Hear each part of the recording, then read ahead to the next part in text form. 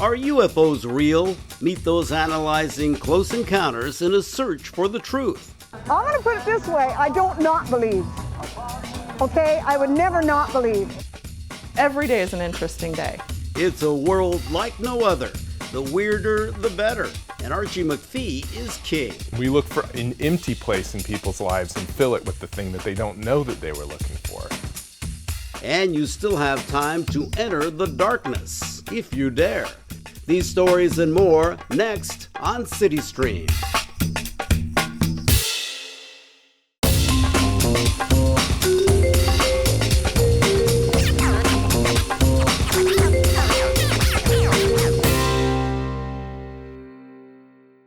Hi, I'm Enrique Cerna. Welcome to a special CityStream about the odd and unknown around the Emerald City.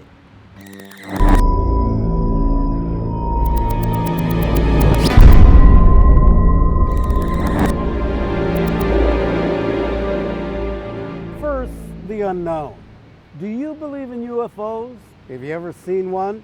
Turns out there's a lot of people that believe there's something up there they can't explain. This takes no explanation, but imagine something like this hovering and then streaking away at blinding speed. There have been a handful of people around here who have spent decades trying to determine if the truth is out there. Felix Bonnell explains. Unidentified flying objects, UFOs.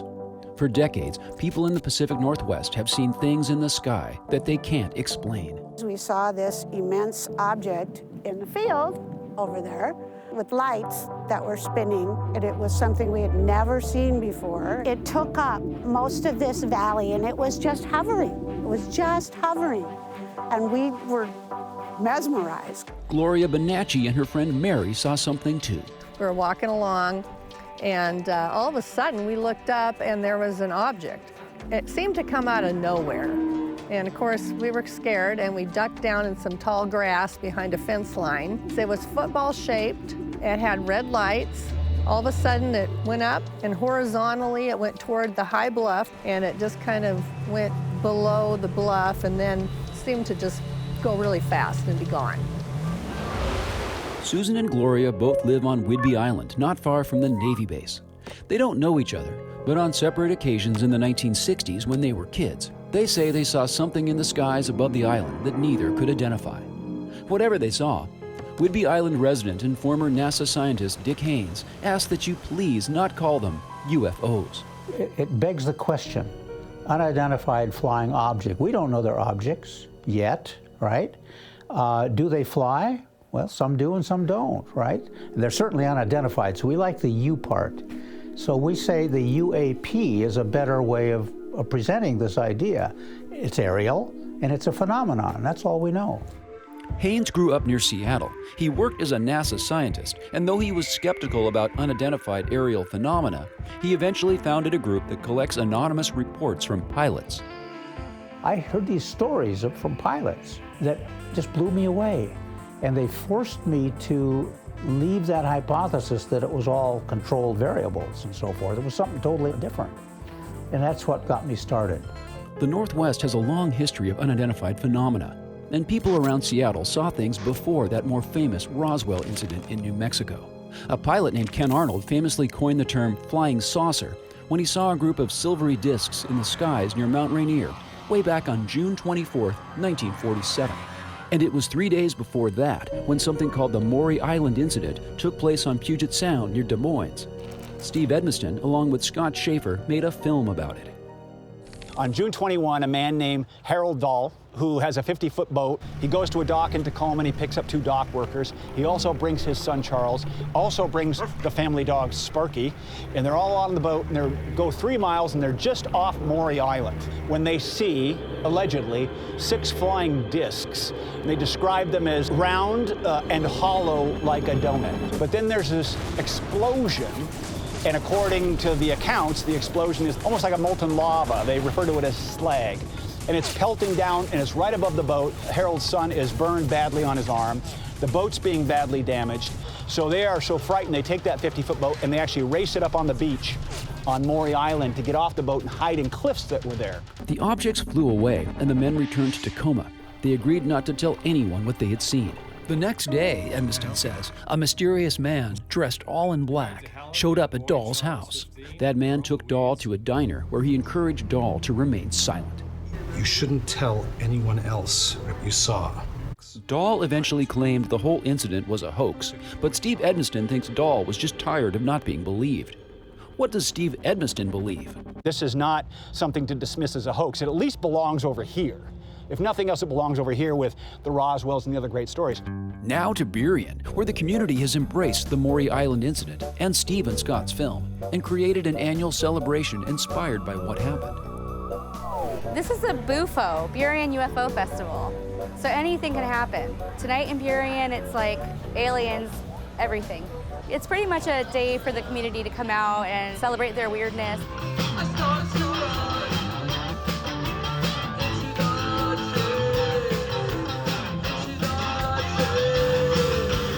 Well, I'm dressed up because I came to this show here before, a couple of years ago, and I love Burien. It's just one of my favorite little towns. Though she's dressed in a funny costume, does Lorraine believe in UAPs? I'm going to put it this way, I don't not believe. Okay, I would never not believe. Back on Whidbey Island, what does Gloria Bonacci believe? I suppose really before I saw this with my own eyes, I really didn't believe. But after I saw that, you know, I kind of think there probably is things that we don't know about. Dick Haynes was one of the first people to take Gloria Bonacci and Susan Gonzalez seriously.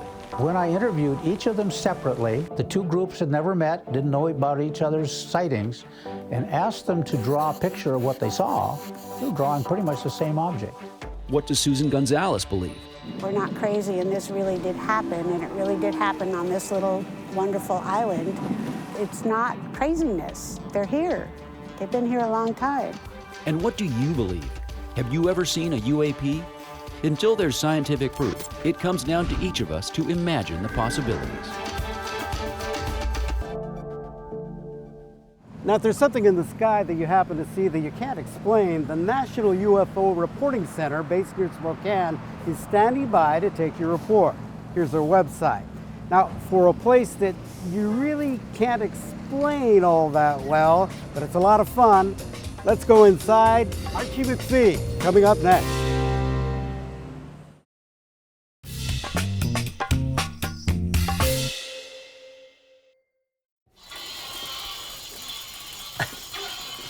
Well, welcome to Archie McPhee. This place has been a Seattle mainstay for more than 40 years, and it's much more than a novelty shop. It's a place where you can connect to your inner weirdness, and I mean weird. Producer Andy Ng takes us into the madness of Archie McPhee. Every day is an interesting day.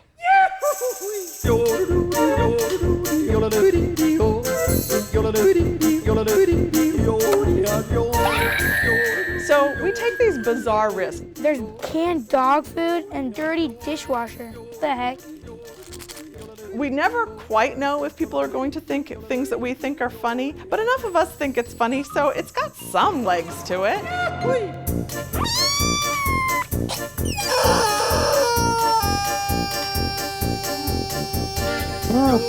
Hello.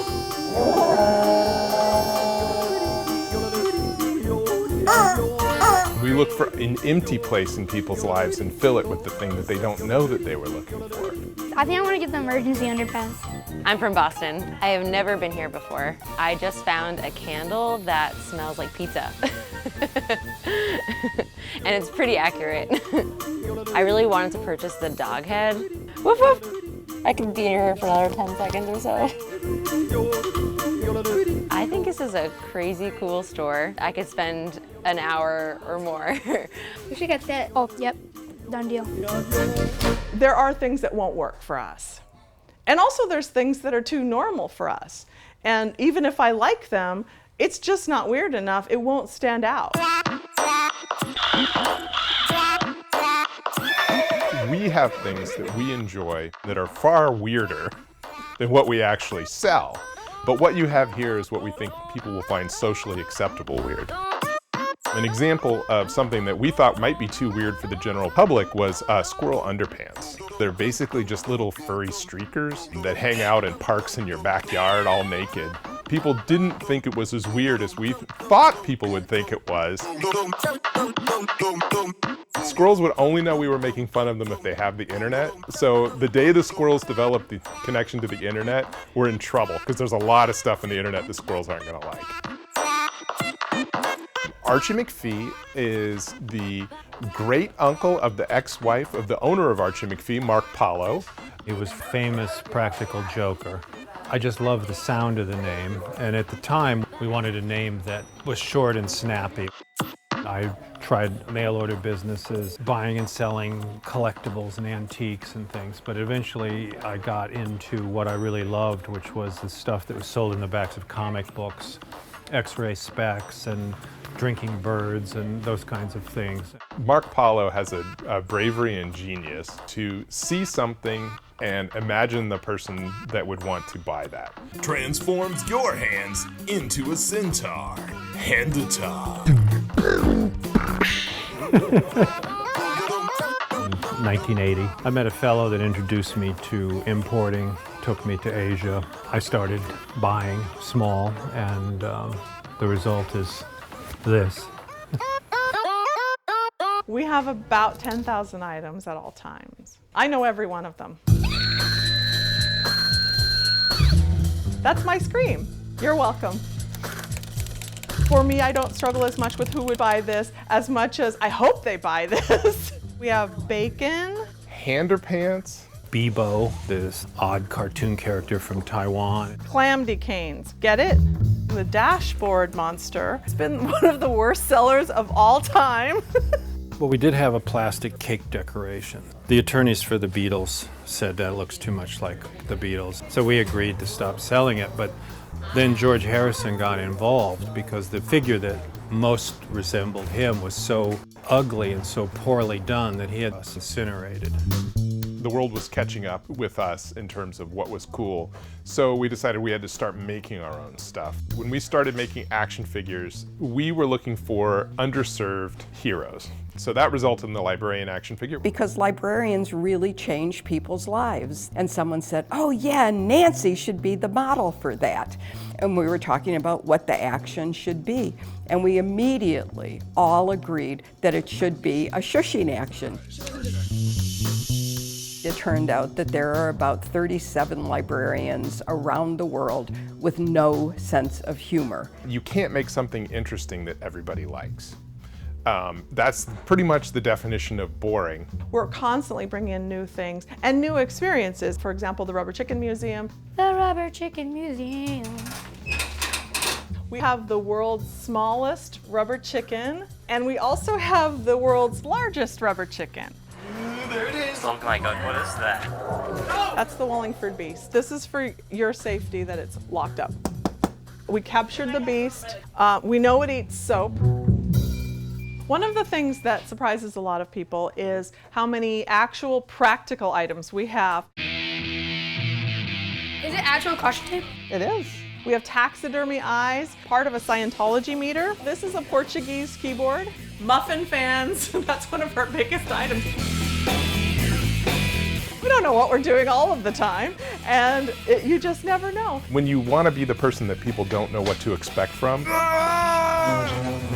you have to keep creating things that people don't expect, and that's our specialty. You are awesome.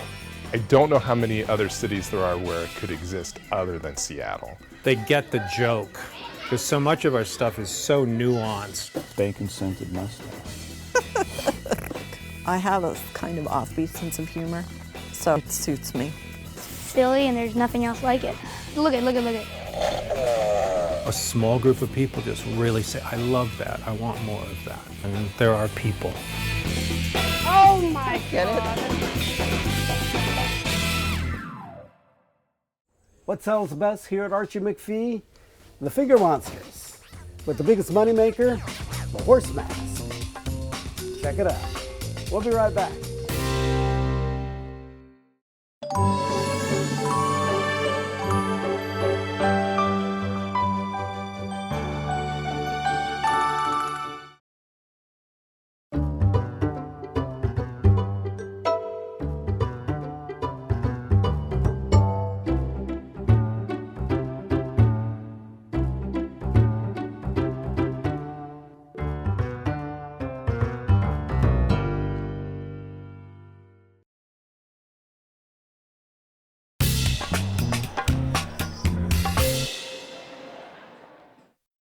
Well, what better time than Halloween to share a ghost story or two, or three?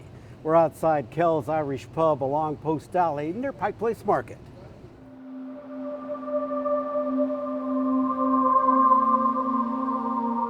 The restaurant is in the basement of the old Butterworth building. During the early 1900s, it was the city's mortuary. Over the years, many employees and visitors have shared stories of unusual activity. Some people say they've seen an apparition in the establishment's Guinness mirror. One night, there was a girl dancing around, there was a band playing, and she went to look in the mirror, and there was a fella peering over her shoulder smirking. Well, she didn't think ghost, she just thought, creepy dude trying to get too close to me, yeah. So she turns around, he's not there. She turns back around and looks in the mirror, he's still peering over her shoulder. And they all describe him the same way. They say he's got a thick black mustache, a bowler hat, and glasses. Others report seeing a young girl approaching customers near the bar. Kel's has long been considered one of the city's most active haunts. Well, I'm glad I'm here during daylight hours because not far from here on South Lake Union, the National Sign Company is apparently dealing with a ghostly tenant. Take a look.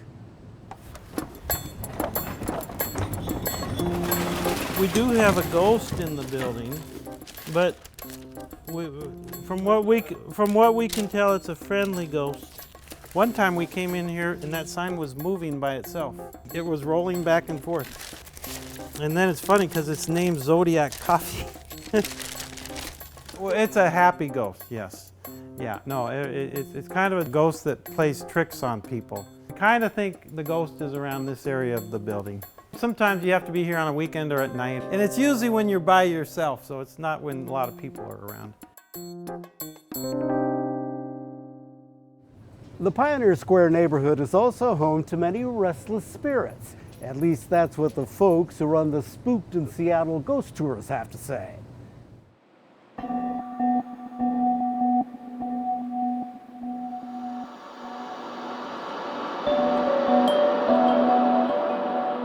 We have our own establishment. We have our death museum. We also have a gift shop. We do tarot readings. We do classes, lectures, movie nights. I investigated this place when it was still a restaurant. It used to be known as D'Annunzio's. When this was still a restaurant, she got a phone call at 3 o'clock in the morning from the alarm company. Now the guy with the alarm company says, I don't know how to report this to you. He says, your door alarm has not been tripped. Your motion sensors, they haven't been tripped either. But we're picking up some audio from your restaurant. But all we're hearing is this woman. And she keeps saying, are you there? Are you there? Are you there? Until it just faded away. And so ever since we moved in, the activity has gotten more crazy. We have a kid's chair that moves on its own. We have this little girl that haunts this location. She's been known to leave her fingerprints on certain things. We have a gentleman that will show up as well, and a woman that haunts our ladies' restaurant. In fact, one great story was I had this big burly guy on my tour. Wasn't a big believer in ghosts, but his wife loves this stuff. So, you know, she begged him to go on the tour with her, and he was like, okay, but he enjoyed the tour because he loved a lot of the history that we tell as well. And we were in our section of the underground in the dark, and I'm telling him, you know, the stories, and of course his wife starts tugging on his jacket to get his attention. And you know, he's trying to listen to what I'm telling him, but then finally he goes to look over and he's like, what the hell do you want? And she's nowhere even near him. Nobody was. So we got it going on here.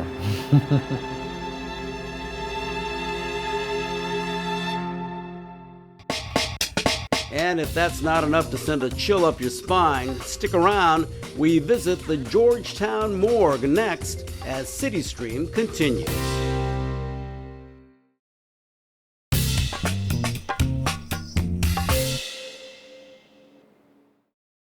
This time of year, people have a strange desire to enter the dark side. For anyone who's visited the Georgetown Morgue, it's an adrenaline rush of terror. Whether it's the elaborate costumes, the extravagant makeup, or the creepy surprises, many say it's like living a nightmare. But this particular haunt also has a bit of heart. I see a lot of clowns. I heard there's clowns here, and I hear chainsaws, so that's kind of what I'm expecting to see. I'm not really sure. I think we're just really excited that it's Halloween. Jump scares and people chasing you. They all heard of the horrors inside, but still, they come and enter the Georgetown Morgue. Welcome to the morgue. Proceed through this corridor.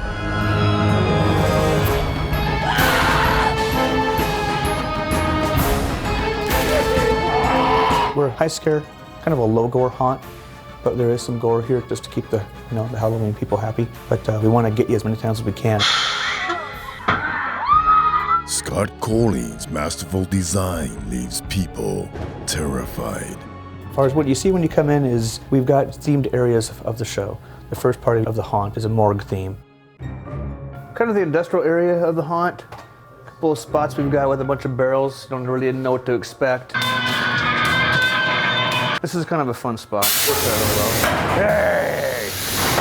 Hey! So in between the scenes, we try to have spots where we can scare you as well. You kind of already been out of the scene, already seen the scare, and you think you're okay until the next area, but we still try to get you there as well.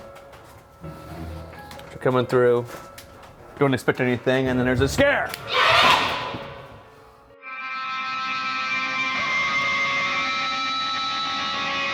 My name is Skara, and I'm the casting and costume director at the Georgetown Morgue Haunted House. I also run makeup.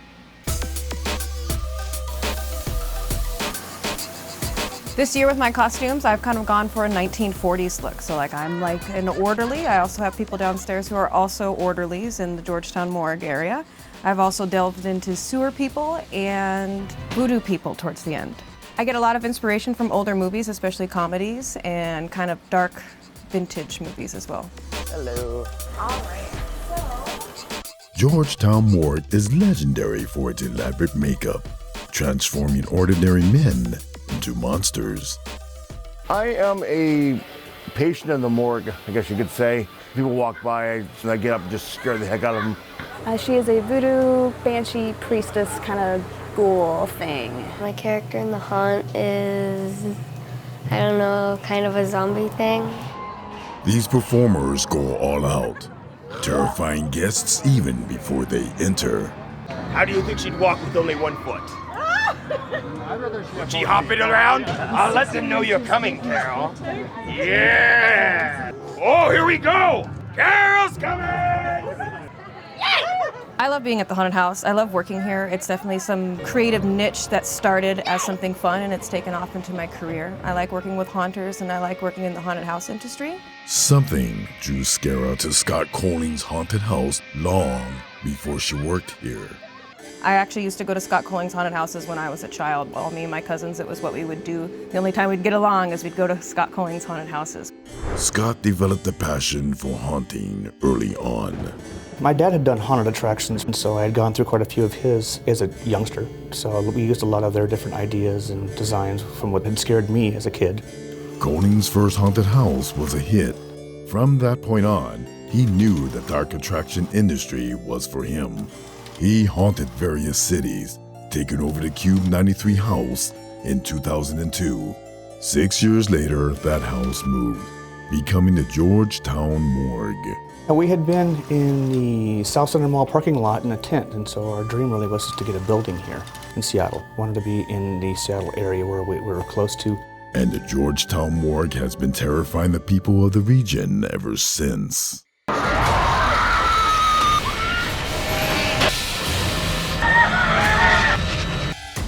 While many of the demons ooze blood, the bloodletting extends to the guests all too willingly. The last 3 years we've been working with Bloodworks, which is awesome. I've been trying to work with a blood group for a while and finally got one that's behind us here. Pump 3 times and hold for me.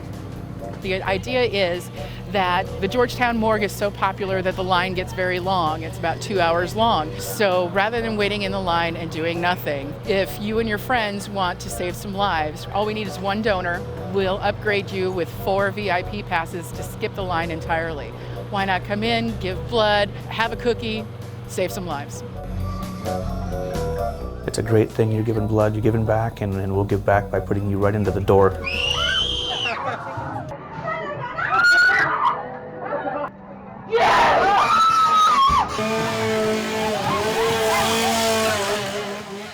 I believe a lot of people like to come and get scared coming to the haunted house.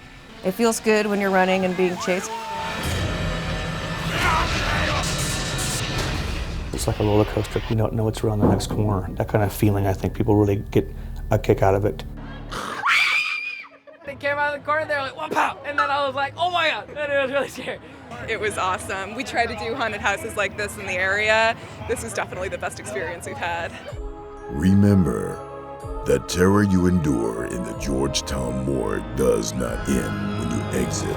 It returns in your nightmares over and over and over.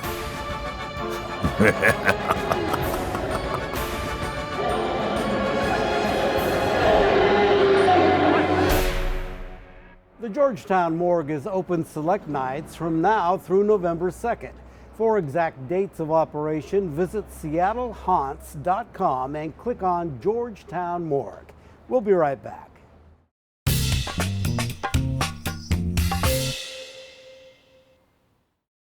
That's all for this edition of CityStream from Denny Park in downtown Seattle. A little bit of trivia here. This was Seattle's very first cemetery. And if you'd like to learn more about all of the great programs on the Seattle Channel, just go to our website at seattlechannel.org. I'm Enrique Cerna. Thanks for joining us. We'll see you next time.